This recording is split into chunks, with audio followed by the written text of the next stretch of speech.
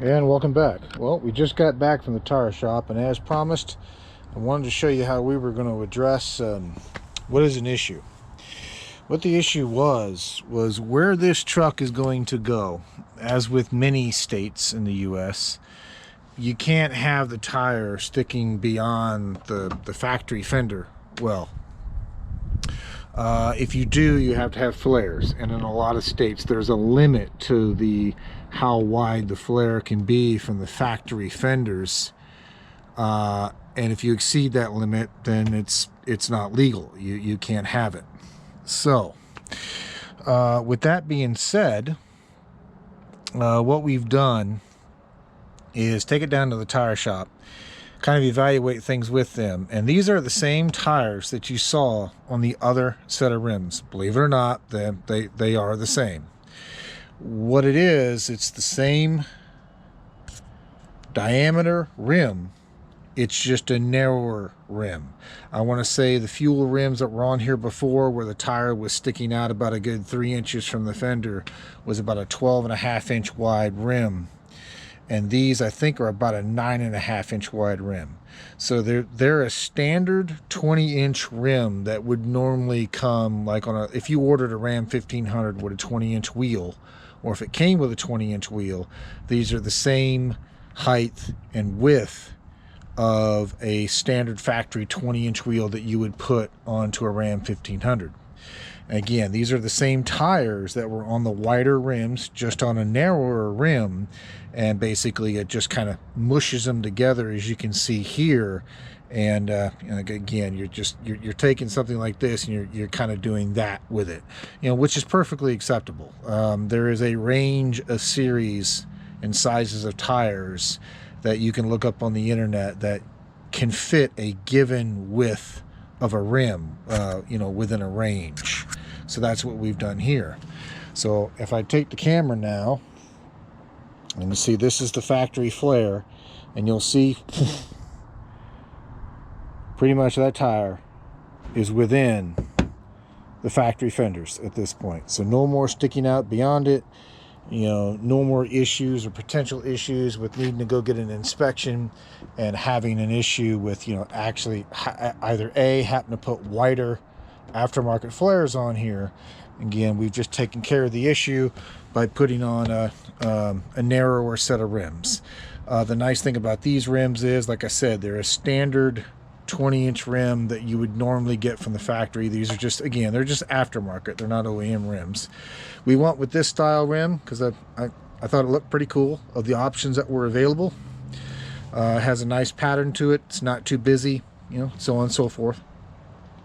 And the nice thing is about this being, again, more of a standard size rim, is that when it comes time to replace tires or put different tires on it, it's going to be easier to find a set that's going to fit these. Now, along with that, while we were looking at things, if you remember, I made a mention there's a little bit more slop in the steering wheel than I like. So while they had it, they went ahead and did a front end alignment on it.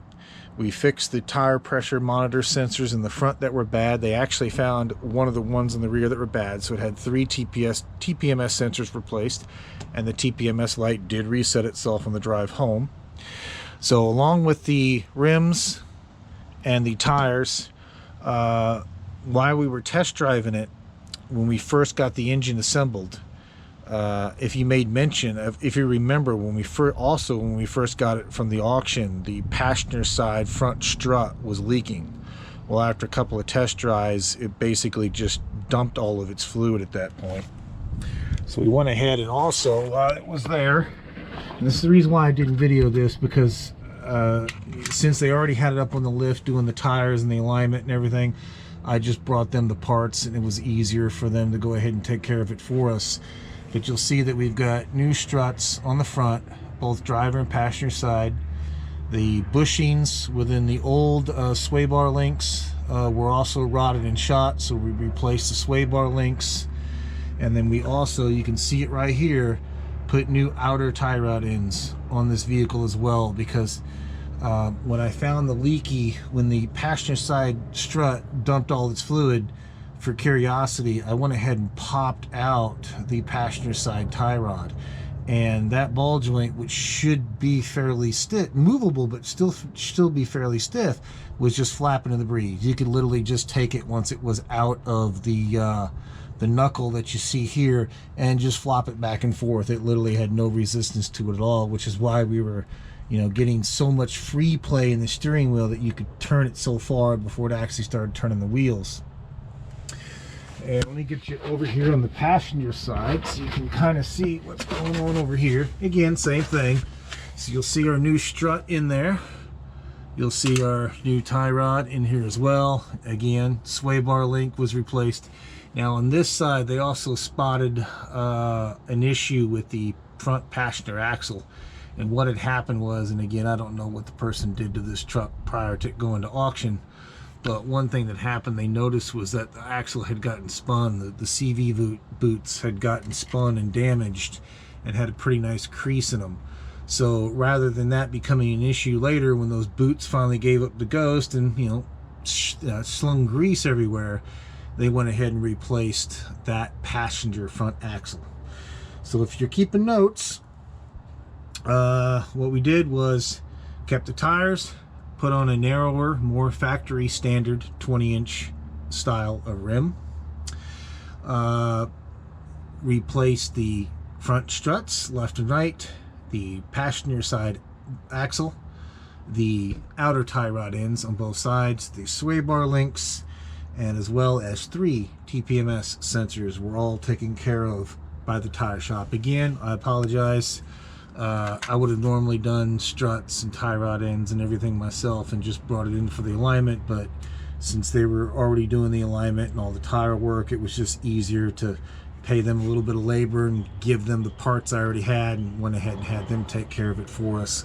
Again, I'm just running out of time, and I'm running out of, you know, good warm weather outside, even though we've had a bit of a warming trend lately. So just to show you a bit on the outside there. Now, you probably saw it, maybe not, but you know, the narrower width means you're a little bit closer, and it clears it, don't worry. I know it looks really close to the top of that, where the top control arm meets into the knuckle assembly. But don't worry, it does clear. It's fine. It doesn't bother it when you turn left or right. It doesn't rub into anything. It's not rubbing any plastic. Again, you're looking at the size of rim and tire that it would be if you had you know, ordered a 1500 from the factory with a, you know, 20-inch wheel. So again, I looked at it too. I know what you're saying. It looks kind of close to that top knuckle, but it's fine. It clears. So let's see. I think that recaps it. Let me give you a shot of it from the outside here. So again, fronts and rear. The nice thing is that with these tires being on a same tires, just being on a narrower rim and it kind of mushing them together a little bit, it actually fills up a little bit more of this wheel well than what it was when it was on the wider rims and the tires, you know, actually sat down just a little bit lower. So that's the driver's side.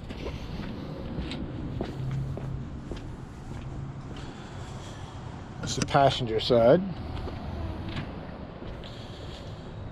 There you go. So again, I like them. I like the look. I think it goes well with the truck. And there is one more item left to take care on this girl, and that is a safety recall for the transmission shift interlock, which Dodge did a recall on several years, several makes and models. It's pretty well known recall. Apparently on this truck it was never taken care of, so when my local dealership that I normally buy my vehicles from got wind that I registered this one and the 2012, they both popped as not having that recall done. So it has one more appointment wee hours early tomorrow to get that transmission interlock fixed, And once that's done, and I'll bring you back and update you, that'll be it. We will be done with everything that we need to do to this particular vehicle, and it will be ready to go to its forever home at that point. But again, I know this was a lot of talking, I know this was a lot of rambling. I just wanted to update you on the status on it and show you that what was done for the front end as far as correcting the suspension, the alignment, and the issue with the tire sticking out too far from the fender. All that's been addressed, and again, I apologize. Yes, I would have normally done a lot of that work and brought you the content on the channel, but again, like I said, at this point it was just easier since the tire shop already had it on the lift taken apart. It was easier just to give them the parts and go ahead and just pay them a little bit of labor and go ahead and wipe out those few pieces for us. But don't worry, we still got the 2012, the red 2012, which we will start on at some point, and we'll be doing a lot of the similar work to that. And of course, I'll bring you along for that one. And in which, in that case, if that red one needs front struts and outer tie rods and things of that nature, we'll make sure we do the work on it that time, and bring you along for the ride. But with that being said, I will let you go, and I will talk to you later. Thank you much. Bye.